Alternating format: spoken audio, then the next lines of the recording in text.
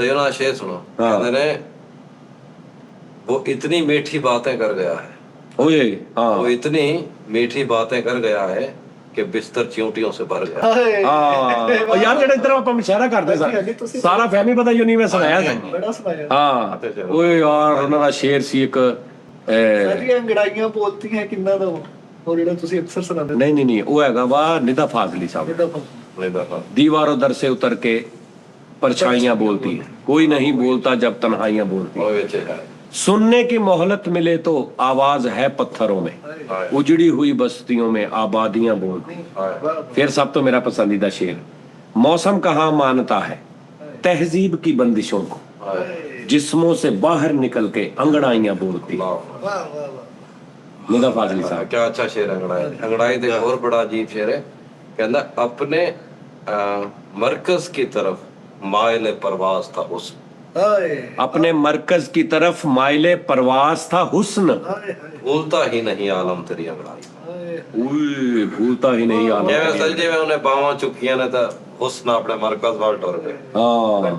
भूलता ही नहीं आलम। अच्छा ਨੂੰ ਕੱਖ ਸਮਝ ਨਹੀਂ ਆਉਂਦੀ ਉਹ ਸ਼ੇਰ ਕਹਿੰਦਾ ਕਦੀ ਮੇਰੇ ਦੀ ਇਹਦਾ ਕਦੀ ਇਧਰ ਤਾਂ ਦੇਖ ਤਾਂ ਉਹ ਗੱਲ ਤਾਂ ਜਿਹੜੀ ਤੁਸੀਂ ਆਪ ਕੈਮਰਾ ਕੀਤੀ ਕਿਹੜੀ ਉਹ ਜਿਹੜਾ ਹੈ ਬੜਾ ਆਹੋ ਆ ਇਹਨੇ ਨਾਦਰੀ ਨਾਲ ਸ਼ਰਟ ਪਾਈ ਨਾ ਮੈਂ ਕਿਹਾ ਜਦੋਂ ਸ਼ਰਟ ਪਾਵੇਂ ਨਾ ਅਗਲੇ ਨੂੰ ਨਾਲ ਛੋਟੇ ਛੋਟੇ ਉਹ ਤੀਰ ਵੀ ਫੜਾਇਆ ਕਰ ਜਿਹੜਾ ਦਰਮਿਆਨ ਚ ਨਾਲ ਤੀਰਾਂ ਦਾ ਛਾਪ ਰੱਖ ਉਹ ਨਿੱਕੇ ਨਹੀਂ ਹੁੰਦੇ ਉਹਦੇ ਫੂੰਦਾ।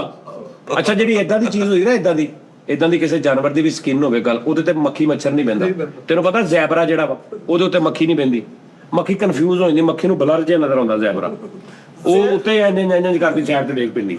ਜ਼ੈਬਰੇ ਦੇ ਮਗਰ ਫੋਨ ਲਈ ਫਿਰਦਾ ਕਹਿੰਦਾ ਮੈਂ QR ਸਕੈਨ ਕਰਾਂ।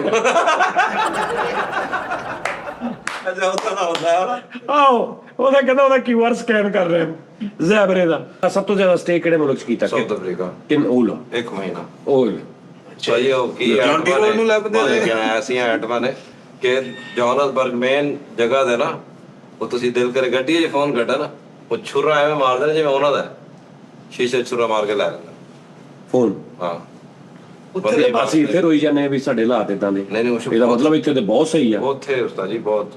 ਅੱਛਾ ਜੀ ਗੈਂਗ ਬਣੇ ਉੱਥੇ ਤੇ